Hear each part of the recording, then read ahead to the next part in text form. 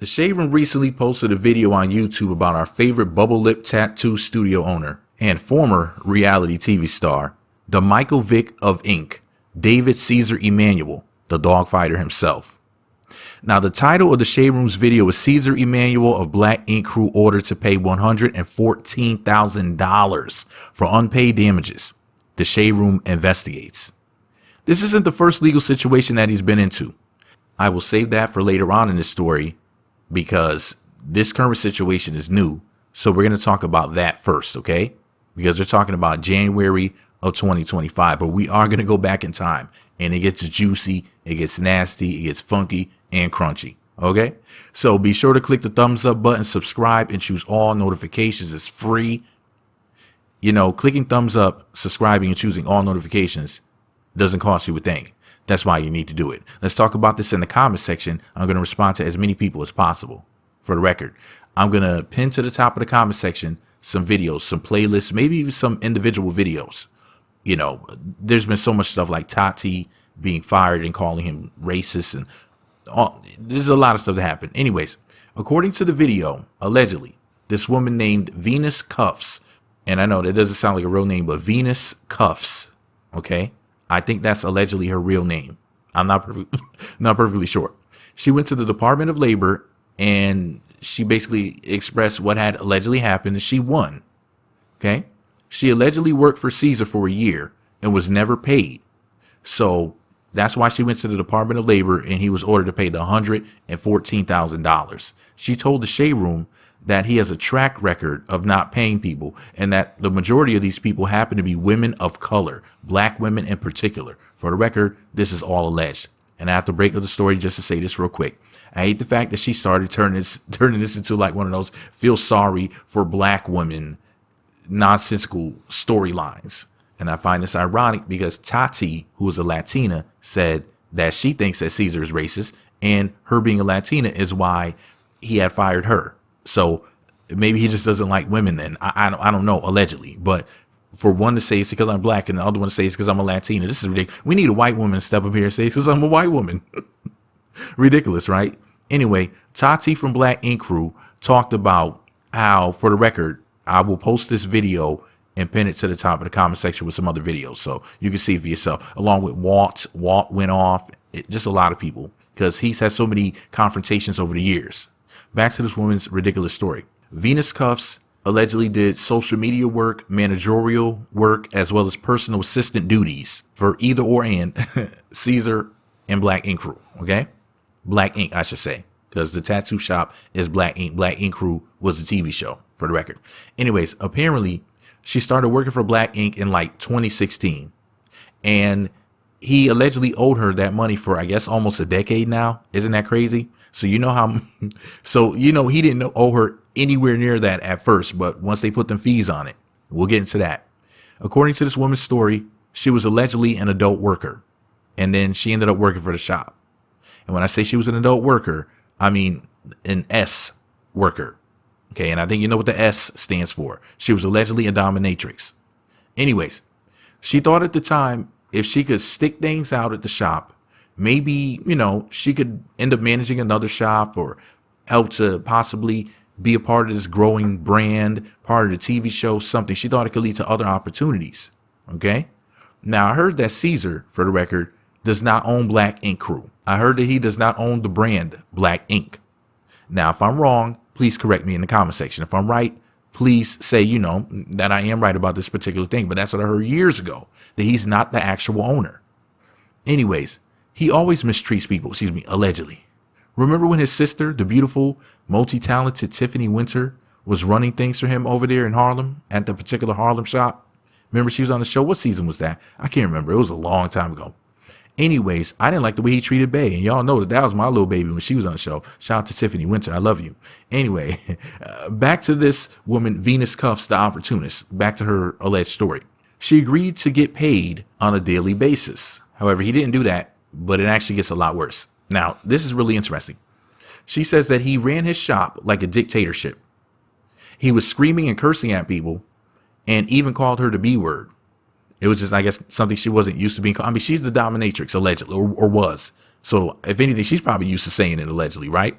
But anyways, lady, did you not watch the show?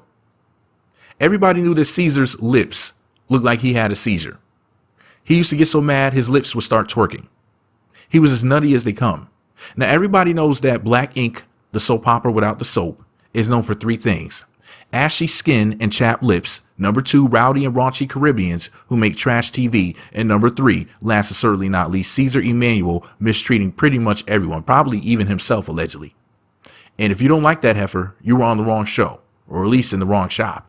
I mean, what did you think you were going to get for being around Caesar? Just look at his lips. If he doesn't love his lips, then how could he love you? Allegedly.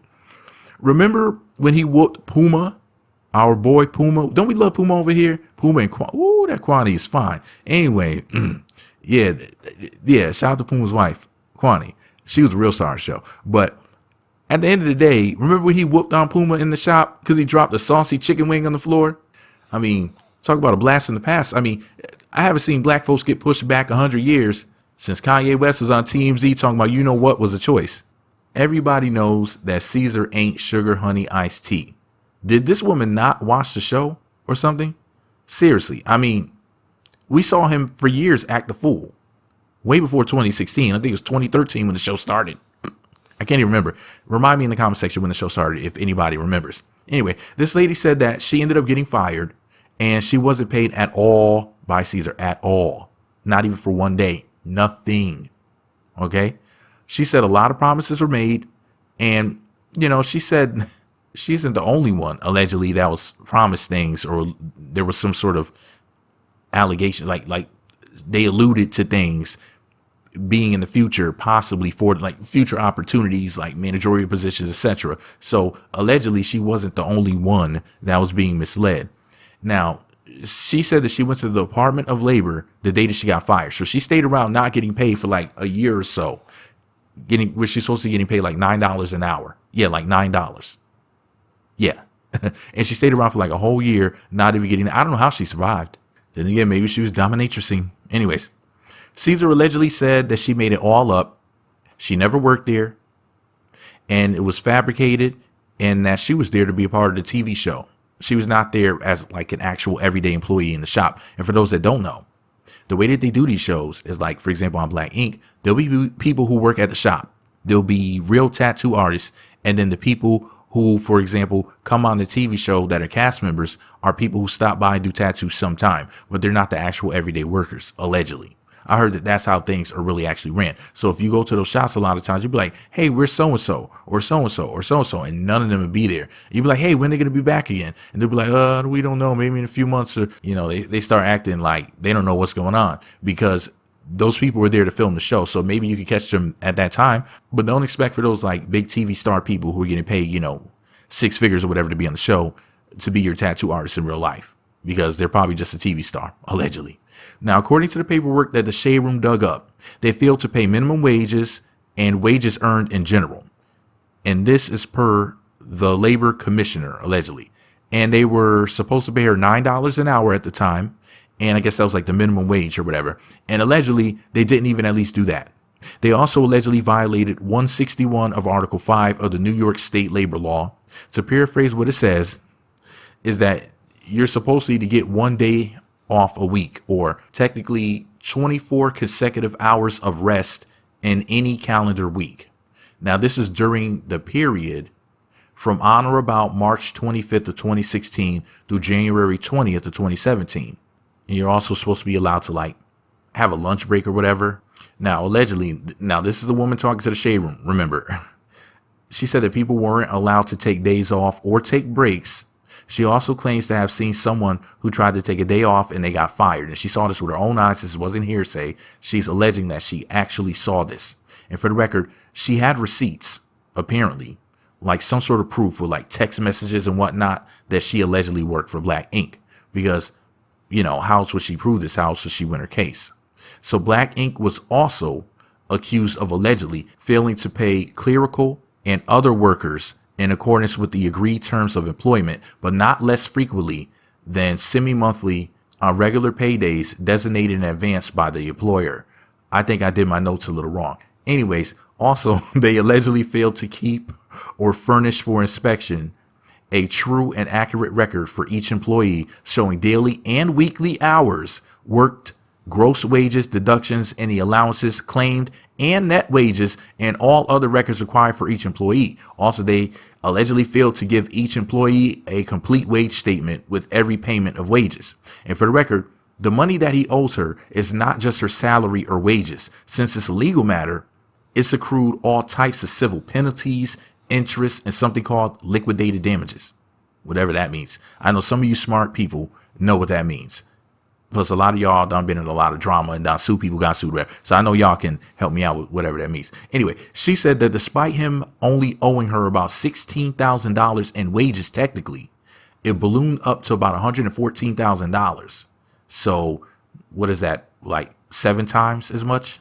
Yeah, 16,000 is like 16,000 times 7 is about $112,000. So yeah, just over 7 times as much as what he could have just paid her from the beginning, allegedly. Okay. And this is a judgment that was made by the Supreme Court of New York. Yeah, the Supreme Court of New York. Crazy, right? Anyways, she also goes on to say that after the judgment, both tattoo shops disappeared. If you watch the show, you'll know that he all of a sudden lost one of the shops. And I forget what the weird excuse. Does anybody remember why one of the tattoo shops allegedly like disappeared or whatever? Does anybody remember that?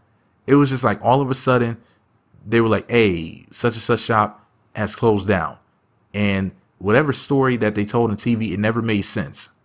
Come to think of it, now that I'm like going back in time down memory lane, I'm like, whoa, that does sound familiar. That at least, I don't know. This is all alleged. She might be exaggerating. She might be lying, or maybe the shop that we saw on TV just basically closed up out of nowhere, has nothing to do with the story.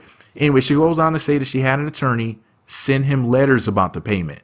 Yeah, they try to get at him. The Department of Labor also sent notices to let him know that he's been on the hook and there's a judgment against him. And she has the next 20 years to go after him and fight him for that money. And she plans to do it, despite him allegedly ignoring her, ducking and dodging her, trying to avoid making these payments, right? So when the Shade Room reached out to Ceaser, yes, the Shade Room allegedly called Ceaser. They say that he denied knowing who this woman was at all, sounding like Bill Clinton talking about Monica Lewinsky. And he also allegedly denies that she ever worked for him. So the Shade Room sent him some court records, allegedly, and then he did not immediately respond to them. So maybe he'll respond to them soon. And if so, I hope they do an update, because I want to know what he has to say. Anyway, shout out to Justin Carter for that part of the story.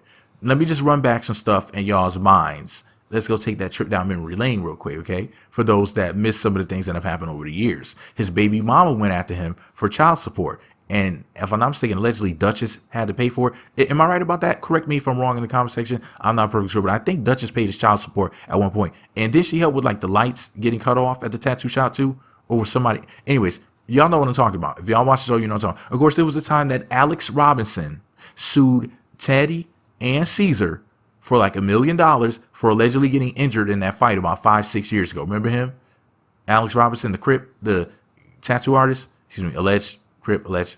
I think he's cuz. Anyways, of course, Duchess, who was Ceaser's ex-fiance, did a whole diss record to him, and they had a really nasty breakup. You can just look up the video, Ceaser Duchess breakup. Maybe you should type in Meet Magazine, or maybe you should type in some other channel, whatever. But if you type in Meet Magazine, Ceaser Duchess breakup, you can go down memory lane and get reminded, because I was there talking about it. Anyway, of course, there was the controversy with him and the dogs. Okay, we got to talk about that. He said that he was trying to stop the dogs from fighting with each other. Things got a little out of hand or whatever. People blew the whole situation out of proportion. Ceaser, you were on video doing that Michael Vick thing, allegedly. No, worse than Michael Vick. Way worse. Excuse me, I'm sorry. Allegedly. Y'all remember that? Y'all remember the dog thing? Who treats dogs worse, Ceaser or Joe Budden? Allegedly. Well, actually, you could say that Joe Budden allegedly treats dogs good, if you know what I mean. Depending on what you consider to be good. And shout out to the people at Butterball. Y'all don't know what they were doing to the turkeys at Butterball? And Peter put out the videos, allegedly? All alleged? Anyways, I'll tell one good story about Ceaser. I'm going to be fair here. He did win a bodybuilding competition, okay? For the record. And I made a video about that, so shout out to Ceaser. Working on his fitness. Caesarlicious. Okay? Not Fergalicious, but Caesarlicious. I have multiple Black Ink Crew playlists about different things involving the show. I need to make one mega list and put just every single video I've made about Black Ink Crew. It might be in the hundreds by now. I have over 10,000 videos on this channel. Have y'all noticed that? Anyways, I'm going to post some links down in the comment section. If you watch any of those videos, make sure that you click thumbs up. Make sure you leave a comment, even if you're just saying hi. And for the record, a couple of years ago, and this topic right here for the record is on the playlist. I mentioned it earlier. Let's talk about it a little bit more. Tati said that she thinks that the reason why she was fired from the shop is because she's a Latina, and she thinks that Ceaser is racist.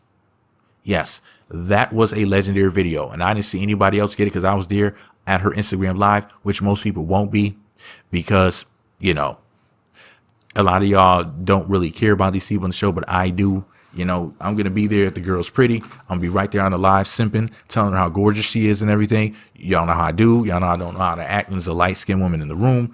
And yeah, I got to go. Make sure y'all click thumbs up, subscribe, and choose all notifications. So let me know you made it till the end of the video.